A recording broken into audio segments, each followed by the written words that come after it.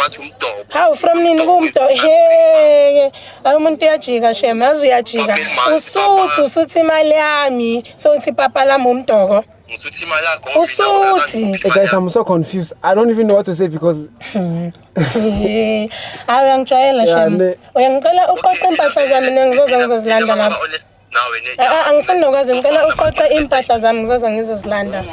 bani sambuwe noThulu uThulu yena ungiphathakile at least ni 2 phela yabona abekho baningi ukuphatha grand ngani ukuthi alale nawe understandani ukuthi awusebenza umdala usebenza patient unamanga shem awunamanga yabona ugel unamanga nawe kuya ukho yani akafani nami ushem abangani bakho bazokukhohlisa uzohlala lapho kini nomama wakho lokulalelana nabangani bakho kunini ukhoza ngento eyani seyekela awu so yazi nokuthi angiyisebenzisa or ngiyayisebenzisa bangaba nama-Ferrari nama-Porsche mara umona shem lokukhulumisayo umona yawazi umona uwe lokukhulumisa sona sebangijikele and why this guy is talking like he knows something? Angazi angithi utshela abangani bakhe so mina ngazi asikabe bone proof ukuthi ya ungibonile So okay, so what is the way forward then? hayi ngisendele isithombe uyivideo nayo angisendele something ngibona iproof nyana uzokhuluma ngomlomo ukhuluma ngomlomo ngithe ngicela uqoqe impahla zami What is the way forward?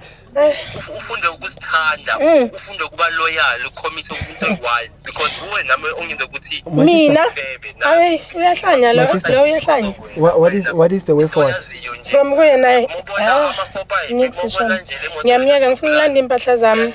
awuthule mani awuthule tu yena ukhuluma into ongayazi uyangibhora nje manje uyangidina kahle uyanginyanya ngizithande nawe ziqoqe umdala uhambe ufuna umsebenzi ukhalela umama wakho